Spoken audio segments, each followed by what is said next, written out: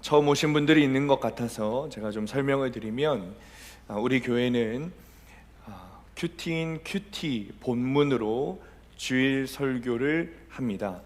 매일 새벽에도 마찬가지로 큐티 본문으로 설교를 하고, 주일 설교 역시 큐티 본문으로 설교를 합니다. 그 이유는 주어진 말씀을 묵상하고 전하는 것이 하나님의 은혜를, 하나님이 우리에게 전하시는 뜻을, 마음을 전하는 것이라고 믿기 때문입니다. 목사가 본문을 임의로 정하고 임의로 묵상하다 보면 그것이 사람의 마음을 전하는 것이 될 수도 있기 때문에 저희는 임의로 본문을 정하지 않고 주어진 본문을 묵상하여 말씀을 전하고 있습니다. 큐티하십시오. 네. 재난에 관한 법칙 중에 1대 29대 300이라는 법칙이 있습니다. 미국 여행보험사에 근무하던 하인리히라는 사람이 발견한 법칙이에요. 이 사람은 산업재해 사례들의 일정한 규칙성이 있다는 것을 발견했습니다. 이런 겁니다. 엄청나게 큰 재해로 사망자 1명이 발생했다면 그 전에 같은 문제로 작은 상해를 당한 사람이 29명이 발생했을 것이고, 역시 그와 같은 문제로 다치지는 않았지만 다칠 뻔한 사람이 300명이 존재한다는 거예요. 그러니까 거꾸로 이야기하자면 300번의 경미한 실수를 방치하면 29번의 작은 사건을 만들고, 29번의 작은 사건을 방치하면 한 번의 큰 재해를 만든다는 것이죠. 그러니까 이것이 1대 29대 300 법칙입니다. 지난 목요일에 교회 엘리베이터 점검을 받았습니다. 이상이 있어서 점검받은 것이 아니라 2달에 한 번 정도 정기 점검을 받으면서 상태를 확인하는 것이죠. 만약에 엘리베이터 점검을 하다가 상태에 문제가 생겼어요. 이상한 소리가 나는 거예요. 그러면 그것을 확인하고 바로바로 고쳐야 됩니다. 근데 고치지 않고 방치해 두면 그 다음에는 문이 안 열리는 사고가 일어나는 거죠. 문이 안 열렸다 열렸다를 반복해도 고치지 않고 방치하면 결국에는 엘리베이터가 추락하는 사고가 일어나게 되는 겁니다. 죄의 문제도 동일합니다. 구원의 문제, 천국의 문제, 지옥의 문제도 마찬가지인 거예요. 300번의 작은 죄, 29번의 큰 죄를 짓고도 하나님의 경고를 무시하면서 그 죄를 방치하면 결국 영원한 죽음에 이르게 되는 겁니다.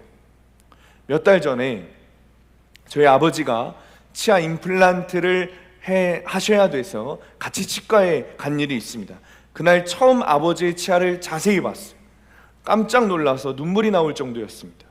치아가 그렇게까지 상하고 녹으신 줄 몰랐어요. 아주 오래전에 어금니가 상하셔서 임플란트를 해야 하는 상황이셨는데, 그러니까 임플란트 비용이 비싸잖아요. 그러니까 방치하신 거예요. 그랬더니 어떤 상황이 되었냐면 어금니뿐만 아니라 앞에 있는 위아래 앞니마저도 다 상하게 되신 거죠. 치아 전체가 망가졌어요. 원래 이 치아라는 것이 앞니로 음식물을 자르고 그걸 이제 어금니 쪽으로 옮겨서 저작 활동을 해서 삼켜야 된다 그래요. 근데 어금니가 없으시니까 음식물을 자르는 것도 앞니로 하시고 저작 활동을 하시는 것도 앞니로 하시는 거예요. 근데 이 앞니는 어금니보다 작고 약하지 않습니까? 그러니까 모든 것을 앞니로 생활을 하시다 보니까 이 이빨 전체가 다 녹고 닳아버리는 거예요. 제때 치료를 하지 않고 방치해 둔 것이 더 큰 일을 만든 거죠. 제가 대학원 시절에 노숙인 사역을 하면서 여러 단체와 함께 활동하고 다양한 방법으로 노숙인을 섬기는 일을 했습니다. 그 중에 노숙인을 씻겨드리는 사역을 함께 했던 적이 있어요. 여러분, 사람이 씻지 못하고 먹지 못하고 참돼서 잠을 자꾸 계속적으로 반복해서 자다 보면 몸이 굳어버려서 씻을 수 있는 환경에서도 몸이 움직이지 않아서 씻을 수 없게 됩니다. 그런 분들이 있어요. 그런 분들을 봉사자들이 씻겨드리고 후에 치료를 해드려야 합니다. 이 사역을 함께할 기회가 있어서 가보니까, 그 단체에 가보니까 방마다 욕조가 있더라고요. 그래서 노숙인들이 차례차례 와서 이제 욕조에 들어가면 봉사자들이 씻겨드리는 거예요. 상태가 괜찮은 분들은 뭐 한두 분 들어가서 씻겨드려요. 상태가 영 좋지 못한 분들은 서너 명도 들어가서 봉사자들이 씻겨드리게 되는 거죠.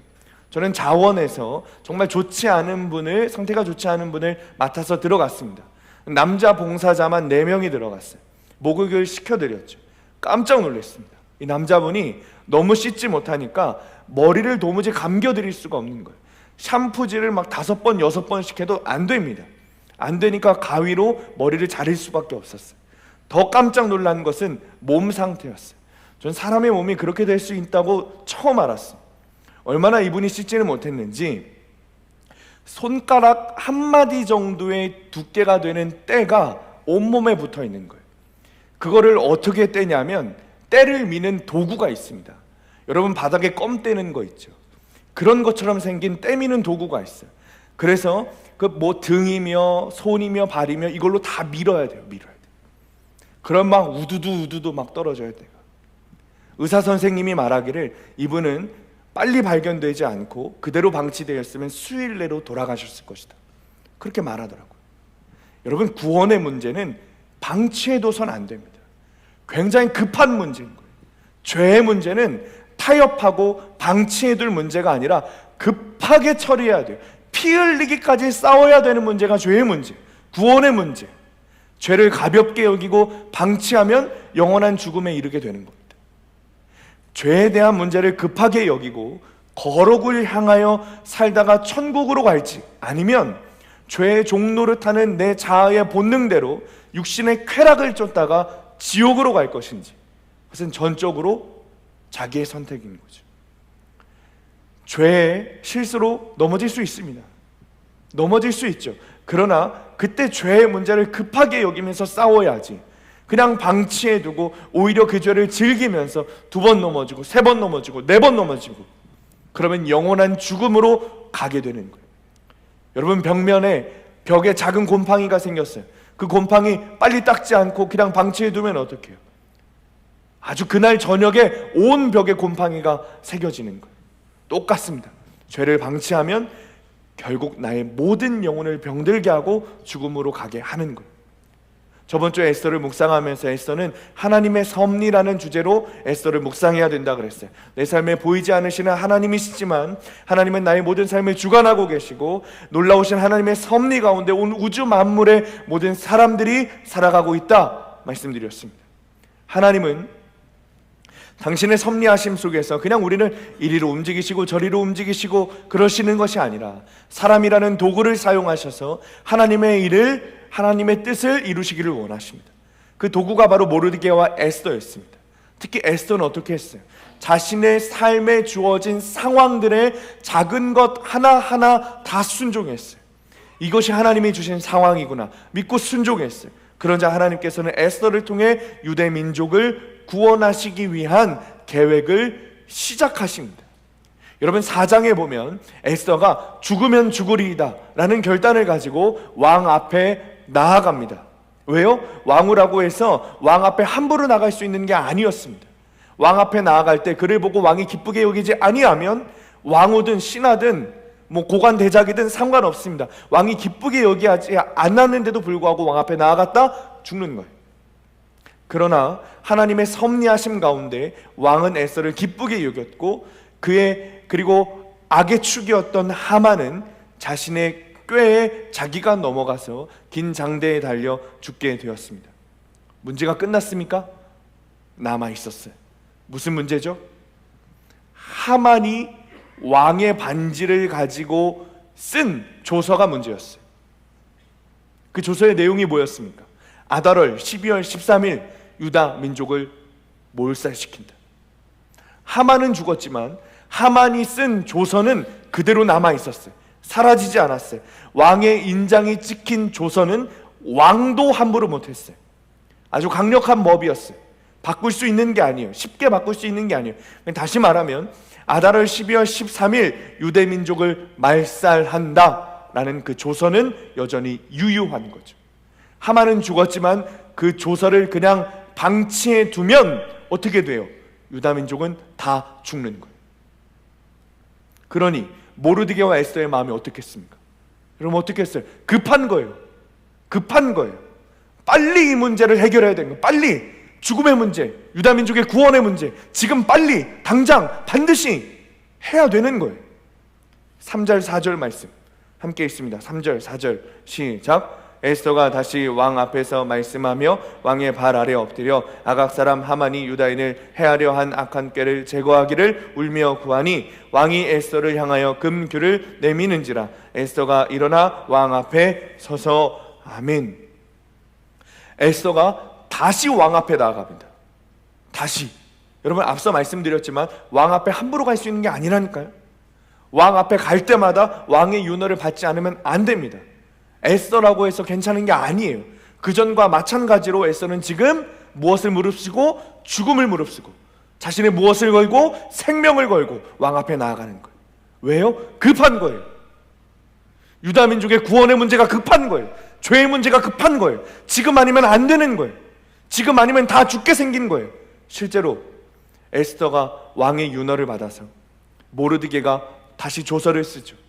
그리고 모르드게가 다시 쓴 조서는 온 나라에 급하게 전파되기 시작했습니다. 14절 함께 있습니다. 14절 시작. 왕의 어명이 매우 급함에 역절이 왕의 일에 쓰는 준말을 타고 빨리 나가고 그 조서가 도성 수산에도 반포되니라. 아멘. 사랑하는 성도님들, 죄의 문제는, 죽음의 문제는, 구원의 문제는 급한 일이에요. 언젠간 되겠지, 누군간 하겠지, 누군간 복음 전하겠지. 아닙니다. 그냥 방치해야 될 문제가 아닙니다. 우리 인생은 한치 앞을 모릅니다. 언제 죽을지 모르는 인생입니다. 나중에 믿으면 되겠지, 죽을 때 돼서 믿으면 되겠지. 불가능합니다.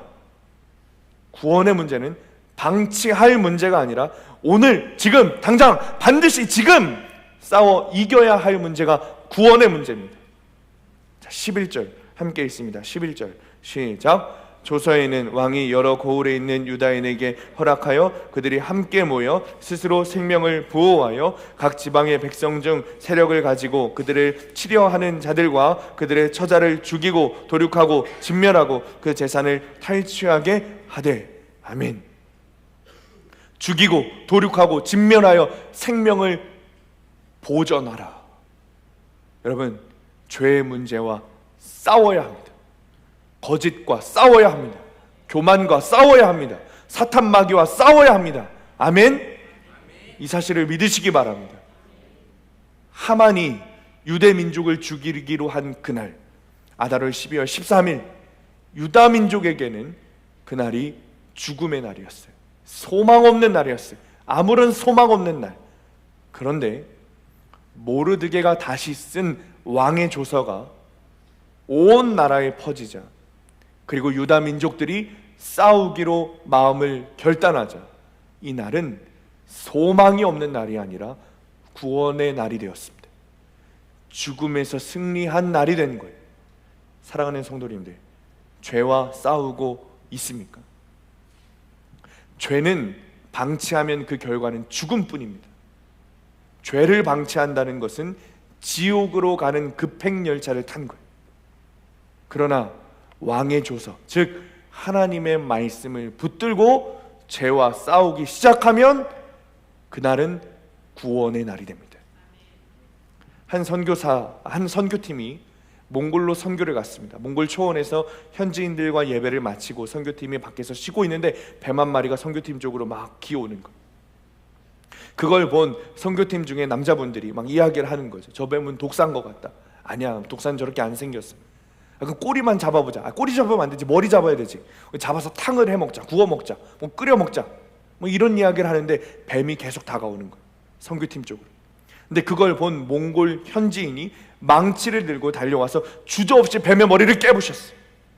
알고 보니 이 뱀은 정말 위험한 독사였고, 그 독사는 머리가 잘려도 사람에게 달려들여 물기 때문에 망치로 머리를 깨부수지 않으면 안전하지 않다는 거예요. 죄는 이렇게 싸우는 거예요.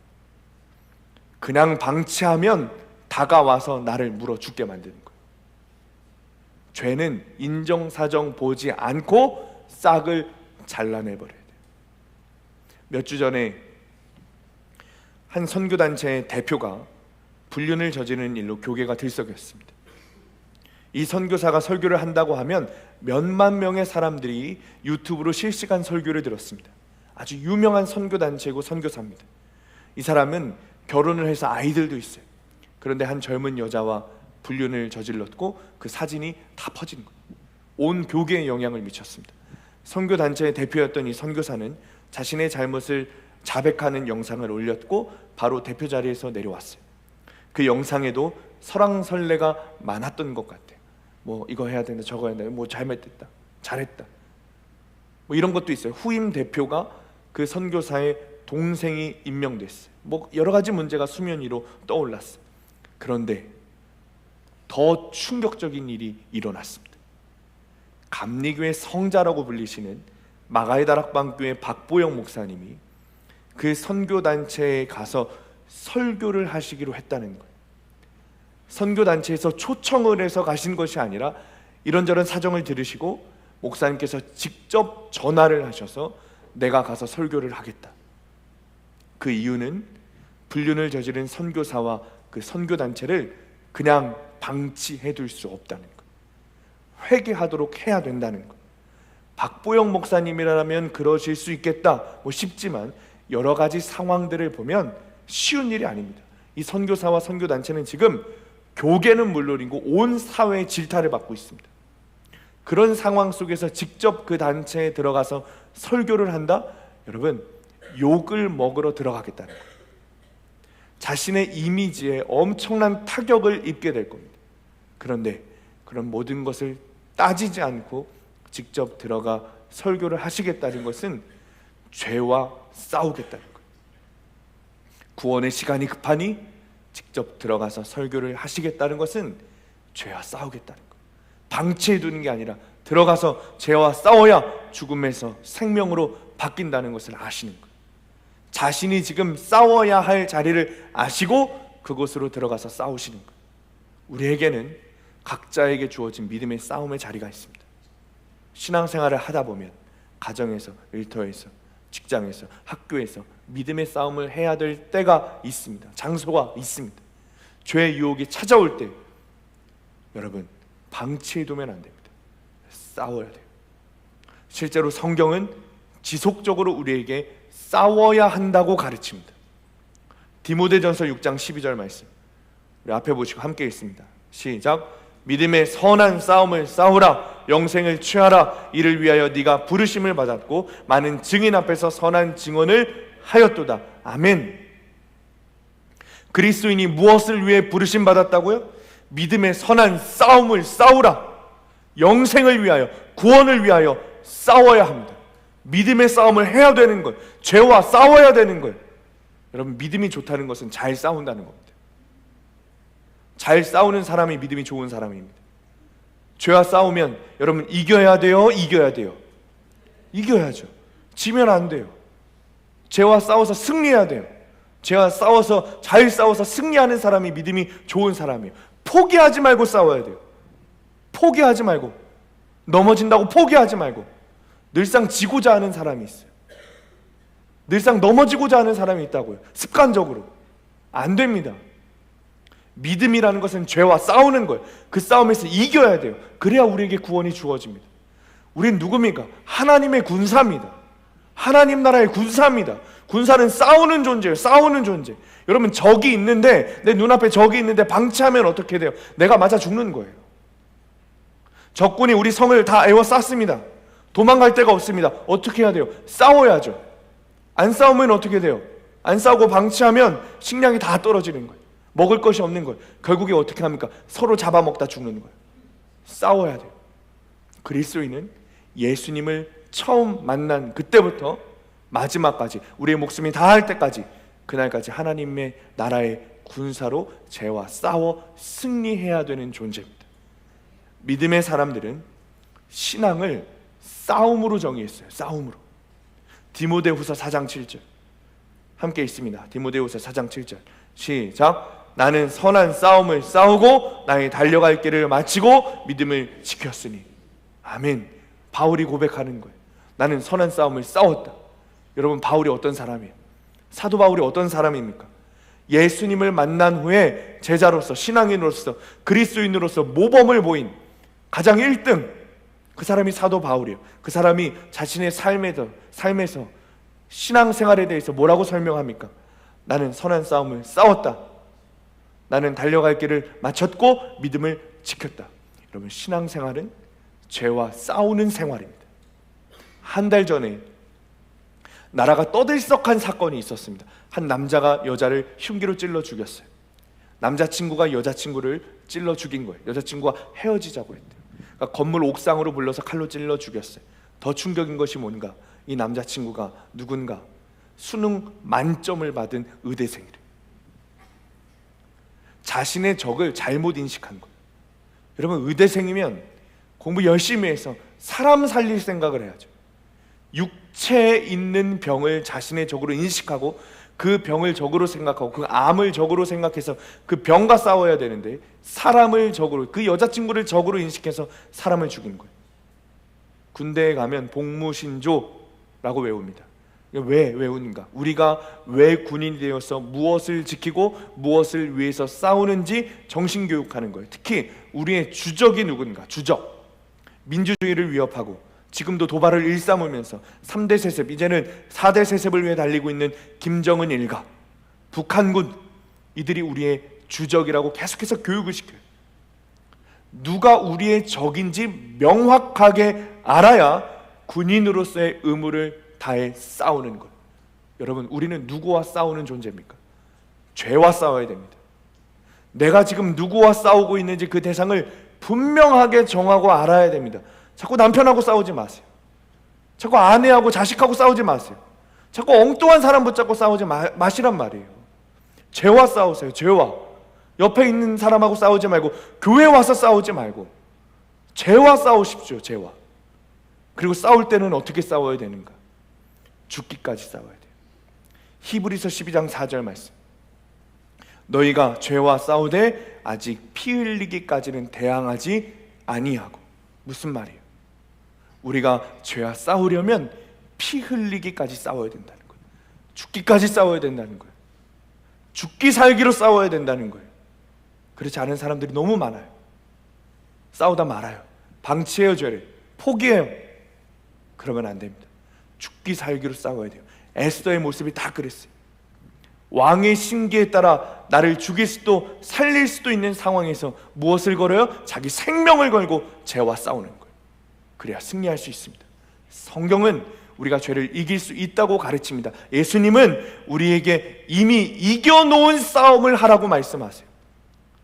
여러분, 우리가 감기 걸리면 약을 먹잖아요.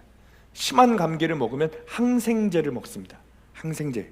그러니까 바이러스를 이기는 항생제를 투입해서 감기를 이겨보라는 거죠. 며칠 전에 친구하고 통화를 하는데, 이 친구는 저보다 훨씬 일찍 결혼했어요. 그래서 애도 막 되게 커요. 근데 얘기하기를 자기 애들은 병원을 안 보낸다는 거예요. 감기에 걸려도 약을 안 먹인다는 거예요. 약을 먹여도 일주일이면 낫고 약을 안 먹여도 일주일이면 낫는다는 거예요. 그래야 오히려 면역력도 올라가고 약도 적응력이 있대. 적응력이. 그래가지고 하도 약을 먹이면 정말 아플 때, 정말 힘들 때 그 약을 조금 먹으면 효과가 있다는 거죠. 더 큰 효과가 있다는 거예요. 그래서 어렸을 때부터 약을 먹이면 약 효과가 떨어져가지고 나중에 힘들다는 거예요. 그래가지고 정신력을 강조하면서 감기 이길 수 있어, 할 수 있어, 너 이길 수 있어, 아들아 이길 수 있어, 약해지지 마, 그러면서 뭐 약을 안 먹인다는 거예요. 제가 뭐라 그랬겠어요? 절대 그러면 안 된다고. 절대 그러면 안 된다고. 약 먹어야 된다고. 애 잡을 생각하지만 병원 데리고 가라고. 애들 아프면 병원 데리고 가고 약 먹어야 된다고 아주 강하게 이야기를 했습니다. 그런데 그날 마침 저녁에 설교 준비를 하는데 편두통이 오는 거예요. 저는 가끔 편두통이 옵니다. 그리고 편두통이 오면 왼쪽 이 뒤편에 통증이 와요. 편두통이 오면 좀 심하게 오는 편이에요. 그래서 참지 않고 바로 약을 먹습니다. 그런데 그날따라 오전에 친구와 통화한 그 내용이 생각이 나는 거예요. 아, 내가 정신력이 약해서 이까지 편두통 하나 못 이기나? 전식력으로 한번 이 편두통 이겨봐야겠다. 약을 안 먹었습니다. 할 수 있어. 편두통 이길 수 있어. 이길 수 있어. 할 수 있어. 어떻게 됐을까요? 약 먹었죠. 엄청 아프더라고요. 못 견디겠더라고요. 하나님이 우리에게도 죄와 싸워 이길 수 있는 약을 주셨습니다. 구약과 신약을 주셨잖아요. 하나님의 말씀을 주시는 거예요. 이 말씀을 먹고 싸워 승리해야 됩니다. 여러분, 죄와 싸웠으면 반드시 승리해야 돼요. 승리해야 합니다. 우리나라에 아주 유명한 격투기 선수가 있습니다. 코리안 좀비 정찬성 선수. 이 선수가 아주 유명한 선수예요. 세계적으로 유명한 선수예요. 맞으면서도 때리러 가는, 절대 쓰러지지 않아요. 그래서 별명이 코리안 좀비예요. 코리안 좀비. 근데 이 정찬성 선수가 1년 전에 은퇴를 했습니다. 은퇴 마지막 경기 하고 그 바로 직전에 이제 챔피언 결정전을 했는데 이 두 경기에서 KO 패배를 당했어요. 실신에서 패배를 당했죠. 그러니까 이제 그렇게 되니까 이제 몸에 너무 무리가 가고 자기는 더 이상 챔피언이 될 수 없다는 것을 본인 스스로 느낀다라는 인터뷰와 함께 이제 은퇴를 했습니다. 어떻게 됐을까요? KO 패배 당해서 은퇴했으니까 인생이 망했을까요? 아니요. 지금 방송에 잘 나오면서 아주 잘 나가는 인생을 살고 있습니다. 그런데 문제는 믿음의 싸움은 스포츠가 아니라는 거예요. 스포츠는 내가 지더라도 아주 멋지게 싸우다가 지면 인기를 얻게 됩니다. 그래서 요즘에 이런 말도 있잖아요. 젖잘싸. 졌지만 잘 싸웠다. 그러니까 졌지만 잘 싸웠대요. 그러면 멋지게 싸웠기 때문에 인정을 해준다는 거예요. 그런데 믿음은 스포츠가 아닙니다. 믿음의 싸움은 져도 되고 이겨도 되는 싸움이 아닙니다. 무조건 이겨야만 하는 싸움입니다. 무승부도 없어요. 무조건 이겨야만 하는 싸움이에요. 이겨야 구원을 얻을 수 있습니다. 이겨야 영생을 얻을 수 있습니다. 적용 질문입니다. 나는 지금 어떤 죄와 싸우고 있습니까? 그동안 내가 싸우지 않고 방치해둔 죄는 무엇입니까? 자, 그렇다면 어떻게 싸워야 되는가? 어떻게? 모르드게가 쓴 조서를 보면 싸우는 방법에 대해서 구체적인 언급을 딱 한 가지 합니다. 딱 한 가지 하고 있어요. 11절 말씀 아까 읽었는데 한번 더 읽겠습니다. 시작. 조서에는 왕이 여러 고을에 있는 유다인에게 허락하여 그들이 함께 모여 스스로 생명을 보호하여 각 지방의 백성 중 세력을 가지고 그들을 치료하는 자들과 그들의 처자를 죽이고 도륙하고 진멸하고 그 재산을 탈취하게 하되. 아멘. 모르드게가 쓴 조서에 싸우는 방법이 한 가지 있는데 그게 뭔가? 함께 모여 생명을 보호하라는 거예요. 여러분, 여기서 함께 모이라는 것은 함께 모여도 좋고 아니어도 좋다라는 말이 아닙니다. 조서는 왕의 명령입니다. 왕의 명령이에요. 반드시 해야 되는 거예요. 반드시. 다시 말하면 함께 모이라, 함께 모여 싸우라 라는 것은 권면이 아니라 명령입니다. 여러분은 지금 말씀 공동체 안에 잘 속해가고 있습니까? 복음을 전해주는 말씀 공동체 안에 잘 속해가고 계십니까? 함께 모이라는 것은 성경에서 우리에게 말씀하시는 하나님의 명령입니다. 함께 모여 있어야 안전합니다. 혼자 신앙생활 한다는 것은 정말 위험한 일입니다. 요즘 많은 성도들이 혼자 개인적인 신앙생활을 하기를 원하지만 나 혼자 충분히 혼자서도 신앙생활 잘할 수 있어. 교만한 겁니다. 교만입니다. 혼자서 안전하게 신앙생활 한다는 것은 누구도 불가능한 일입니다. 여러분, 인터넷에 보면 좀 창피한 일인데 저는 인터넷에 한 가지 자주 검색하는 게 있습니다. 안산교회 추천이라는 말을 지금 검색을 잘해요. 그러면 사람들이 막 올려요.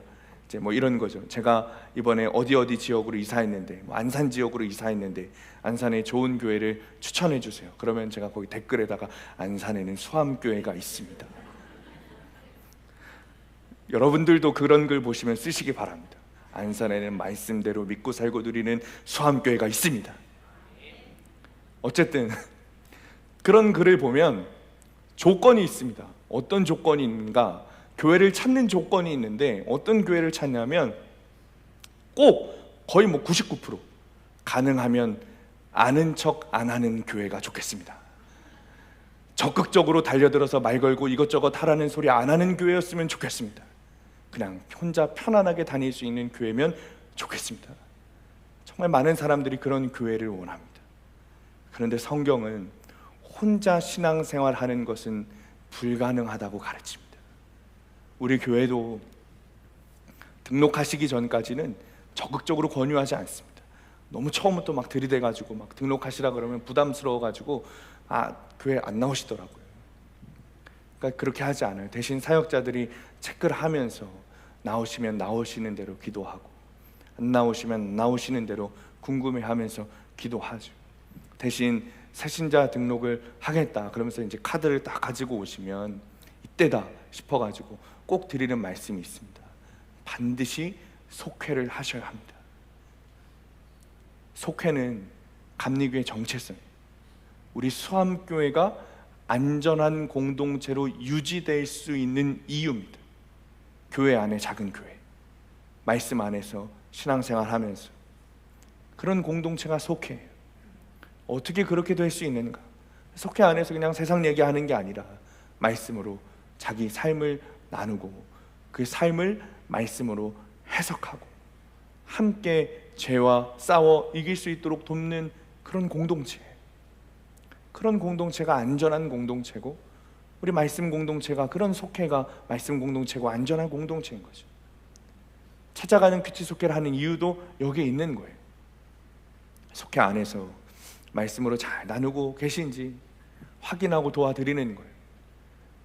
숙제 검사하듯이 잘하나 못했나, 어떻게 하고 있나, 검사하러 가는 게 아니라 말씀 안에서 삶을 나누고 여러분의 삶을 듣고 제 삶도 나누고 함께 말씀으로 삶을 해석하고 나눈 것을 가지고 죄와 싸워 이길 수 있는 적용도 만들어 드리고, 그래서 하고 싶은 거예요.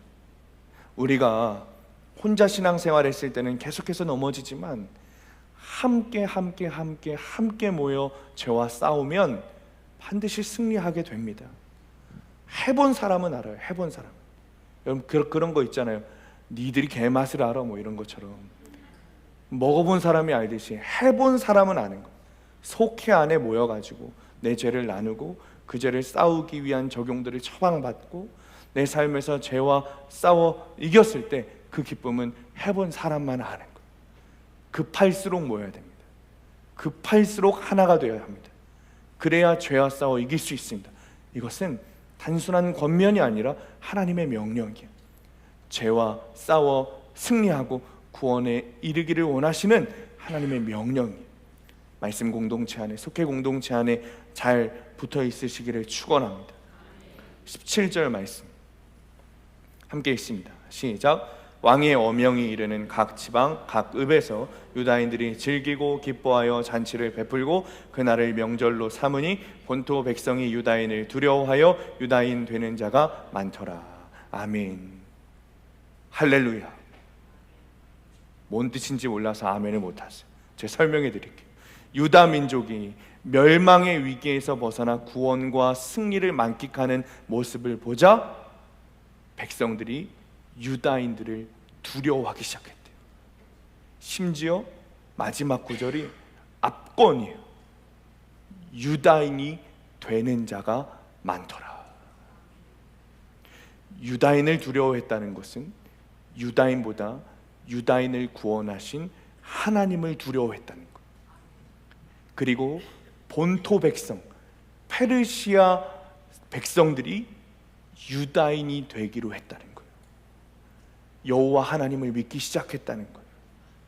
역사적으로 기록을 보면 실제로 이방인들 중에 할례를 행하기 시작했대요. 여호와 신앙을 고백하는 사람들이 생겨나기 시작했대요. 성도들의 삶의 능력이 나타나면 불신자들이 하나님의 존재와 영광을 느끼게 됩니다. 여러분 에스더서에는 뭐가 없다 그랬어요? 하나님의 이름이 없다 그랬어요. 그런데 여러분 하나님의 이름이 없는데 하나님이 드러나지 않으십니까? 하나님의 이름은 에스더서에 나오지 않지만 죄와 싸워 승리하는 에스더와 모르드게와 유다인들의 삶을 보고 하나님의 이름이 영광 받으시는 거예요. 성도들의 삶에서 죄와 싸우는 모습을 보게 되면 세상 사람들이 하나님을 두려워하게 됩니다. 그리고 하나님을 믿게 됩니다. 여호와 신앙을 고백하게 됩니다.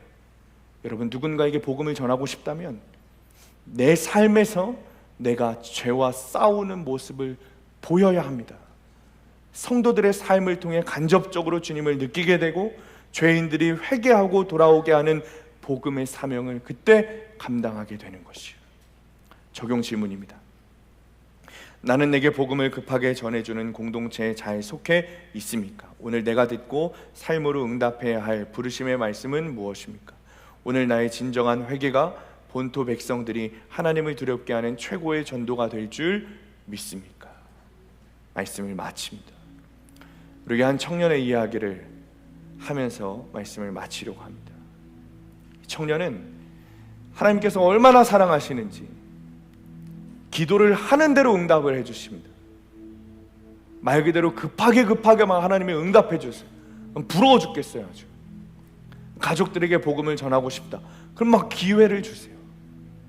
수련회에 가고 싶다, 그러면 막 기도하면 회사의 일정을 막으셔가지고 수련회를 가게 하시는 그런 청년입니다.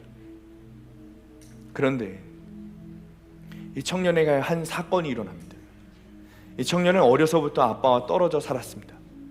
자신이 초등학교 때 엄마와 아빠가 이혼을 한 거예요. 그래서 아빠는 커서까지 볼 수 없었습니다. 그런데 몇 년 전에 모르는 번호로 전화가 왔어요. 아빠인 거예요. 전화가 와서 찾아가 보니까 병원 중환자실이었어요. 아빠가 대장암 말기로 누워서 그냥 딸만 알아볼 뿐인 거죠. 그래도 마지막으로 딸을 보고 싶어서 연락을 한 겁니다. 사실 그동안 아빠를 만나면 해야 할 말들을 많이 생각해 두었대요. 아빠에게, 아픈 아빠에게 따뜻한 말과 복음을 전하기도 싶었다 그랬습니다. 그런데 막상 아빠를 보니 마음처럼 되지 않는 거죠. 오히려 그동안 마음에 담아두었던 속상함과 미움과 원망이 터져나왔고 아빠에게 안 좋은 말만 퍼붓고 병원을 나왔습니다. 그런데 그것이 마지막이었습니다. 아빠는 그 다음날 돌아가셨어요. 그리고 지난 여름 중고청 수련회 첫날 기도회 시간에 이 청년이 아빠를 위해서 처음으로 기도하기를 시작했어요. 하나님, 아빠가 예수님을 모르고 돌아가셨으니 지옥에 갔을 텐데 제발 아빠가 천국에 가게 해주세요. 하나님, 제발 아빠가 천국에 가게 해주세요. 그런데 기도만 하면 그렇게 빨리빨리 응답을 해주시던 하나님이셨는데 그날은 3시간을 넘게 한 가지 기도 제목만 붙잡고 기도하는 이 청년의 기도에 하나님께서 한마디의 말씀도 하시지 않으시더라는 거예요. 도대체 왜 하나님이 아무런 말씀을 하시지 않으실까? 그런데 그 침묵이 하나님의 응답이셨습니다. 이젠 돌이킬 수 없다는 거예요. 이미 그 영혼이 거해야 할 장소는 정해졌고 이젠 바꿀 수 없다는 거예요. 그리고 이 청년의 기도가 변했습니다. 안 믿는 엄마, 안 믿는 동생, 가족들의 구원을 위해서 기도하기로 마음을 먹은 거예요. 마음이 너무 아프지만 예수님을 모르고 돌아가신 아빠를 날마다 기억하면서 남은 가족들의 구원을 위해서만큼은 내가 더 열심히 기도해야겠다, 내가 더 적용해야겠다 마음을 먹은 거예요. 그리고 천국과 지옥이 진짜 있다는 것을 알았으니 급히, 더 급히 가족들을 위해서 기도하고 복음을 전하기 시작했어요. 자신의 삶에서는 죄와 싸우기를 계속하고 있어요. 말씀 공동체 안에 붙어 있으려고 부단히도 애를 쓰고 있습니다. 사랑하는 성도님들, 믿음의 싸움을 계속해야 합니다. 죄는 방치하면 우리를 영원한 죽음으로, 지옥으로 데리고 갈 뿐입니다. 죄와 싸워 승리해야 합니다. 하나님께서 우리에게 죄와 싸워 승리할 수 있도록 말씀을 주셨고 공동체를 주셨습니다. 그 안전한 공동체 안에, 말씀 공동체 안에 꼭 붙어서 말씀으로 승리하시기 바랍니다. 그래서 영원한 생명, 구원을 얻게 되시기를 예수님의 이름으로 간절히 축원합니다. 우리 시간에 14절 말씀 붙들고 함께 기도합니다. 왕의 어명이 매우 급함에 역졸이 왕의 일에 쓰는 준말을 타고 빨리 나가 그 조서가 도성 수산에도 반포되니라. 주님, 죄를 방치하며 살았던, 그래서 우리의 영혼을 병들게 만들고 죽음으로 가게 했던 우리의 모습을 회개합니다. 주님, 우리를 하나님의 군사로 세우셨으니 죄와 싸움을 멈추지 않게 하여 주옵소서. 아멘. 우리의 삶에서 죄와 싸우고, 거짓과 싸우고, 교만과 싸우고, 음란과 싸우고, 사탄 마귀와 싸워 이기게 하여 주옵소서. 아멘. 주님이 주신 말씀을 붙들고 죄와의 싸움이 구원의 문제가, 천국의 문제가, 지옥의 문제가 급하다는 것을 알고 포기하지 않고 이미 승리하신, 그리고 우리의 승리를 예비하신 주님을 의지하며 싸워 이기게 하여 주옵소서. 아멘. 시간에 주님의 이름 부르시며 함께 동성으로 기도하겠습니다. 주여, 주여, 주여, 주여, 주여, 주여, 주여, 세상의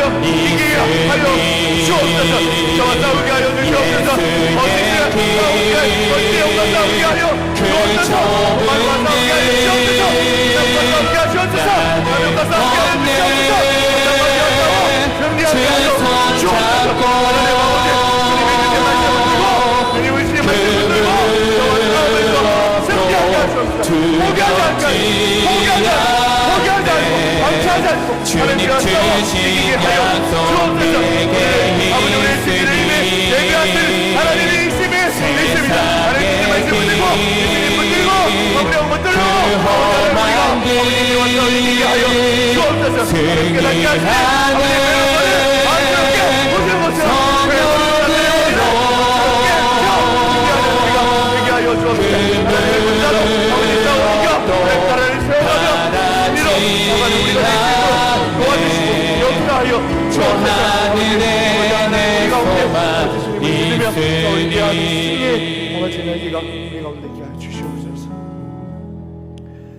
주님 감사합니다. 믿음을 주셔서 죄를 깨닫고 천국과 지옥을 믿게 하시며 하나님이 주신 구원을 누리게 하시니 하나님 감사합니다.